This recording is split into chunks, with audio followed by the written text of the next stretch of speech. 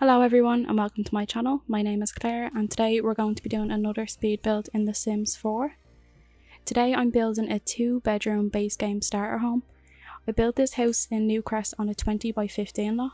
The name of the lot is Oak Alcove if you wanted to download this house and put it in the same place. It ended up costing just under 20,000 simoleons, including the price of the lot itself. So when I moved in a family of 4 with 2 adults, 1 teenager and 1 child, I still had 6,000 simoleons left. So you could definitely upgrade some of the appliances or put more decor in if you like. I just wanted to stick to the budget of 20,000. This was definitely a challenge. I don't normally pay much attention to the cost of what I'm building. And all I can say is thank God for the debug menu. I ended up using a lot of the debug items, especially when I was decorating and landscaping the outside of this house. But we did end up having enough items just to make it look okay as a starting point, and I am pretty happy with how it came out.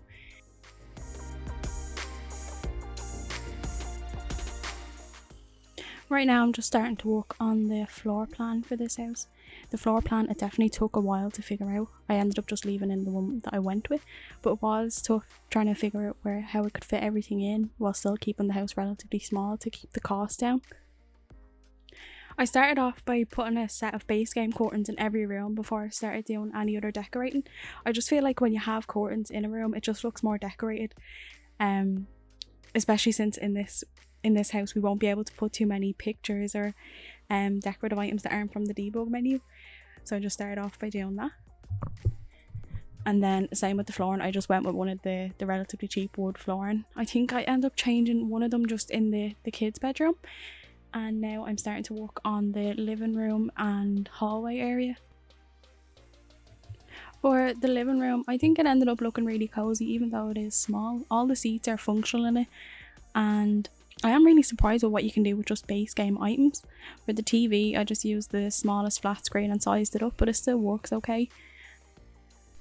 I think when you're building a lot of the time with all of the packs, you don't end up using most of the items, so you forget what you actually have there. So it is good to limit the packs that you're using sometimes, I think. So just base game or just base game and 1 or 2 packs. I always find that there's a lot of items that I didn't even know were there, so it is good to do that sometimes. I'm just placing some decorative items around now, so just a lamp and some pictures, and then I'm just putting in a fireplace, and I just put some clutter items on that as well. And there's not much else then for this living room. Just a little plant and a book and other items from the debug menu. Like I said, I did rely on that heavily for this build. It is really good if you're trying to keep the cost of a build down and you don't want it to look really empty. Now I'm starting to work on the hallway. I didn't do too much with this. I just put a bookshelf in, so we have one of them, and the coat hangers. I feel like I use that in every house. I don't think there's any build that doesn't suit, so I just tend to put it in everywhere. And then just a little rug. Now I'm starting to work on the bathroom. There isn't too much going on here either. It's just I wanted to keep the bathroom as small as possible while still being functional. So it just literally has the basics: a shower, a sink and a toilet. And I think I come back later and put a plunger in beside the toilet, but that's literally everything that's in this room. So we will be moving on to the kitchen shortly now. I think I just put a little toothbrush on the sink and that was about it. For the kitchen, I really didn't want to use the cheapest counters. I just don't think they're the nicest, so I went with these ones instead. And I was really happy that I ended up in this kitchen still being able to fit in a proper size dining table, so that if you have a family living in this house, you'd have them be able to sit together and have meals and everything. So that's a plus, especially with starter homes. I'm normally only able to fit in one of the little accent tables, and now I'm just going in and putting in some of those debug items again just to help it look a bit more full. After I finished this kitchen, when I came back in to do all the screenshots, I ended up having enough left that I could put there's a rug and I forgot to put a smoke alarm in, so that's in there as well. With the cheapest appliances, you'll probably definitely need that, so I put that in there. Now I'm just putting in a little shelf and cluttering it up, and I think that's about it for the kitchen then. I am happy with how this turned out, but you could definitely upgrade the appliances if you wanted to, because I know it can be a bit annoying for them to break all the time. But you will have some simoleons left after you buy this house. You could definitely upgrade them if you wanted to. And now I'm just going back in and putting that plunger into the bathroom.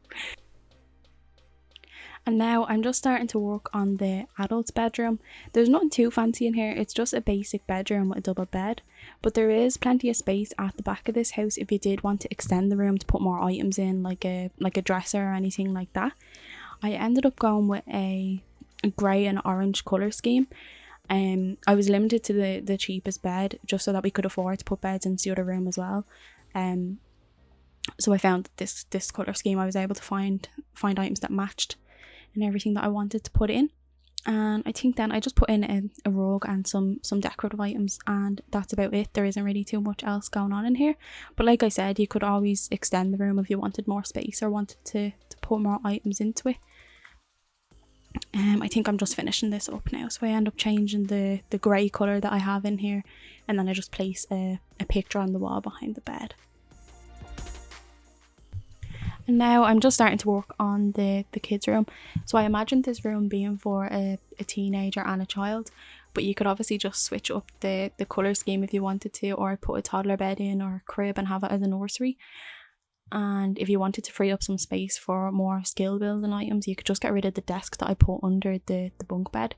I just wanted to have at least one computer in this house. I do find them to be really handy, and sometimes they're even more handy than having a TV for fun or anything else that you might need it for. For the rest of this build, I'm just going to be placing some clutter items around this kids room and landscaping and making the outside of the house look a little bit nicer. So I am actually going to end this voice over here. I've play tested this build and everything works perfectly. If you do want to download it, my EA ID is in the description down below. Please give this video a like if you enjoyed it. Let me know what you think in the comments, and please consider subscribing for more videos like this one. Thanks so much for watching, and hopefully I'll see you in the next one. Bye guys.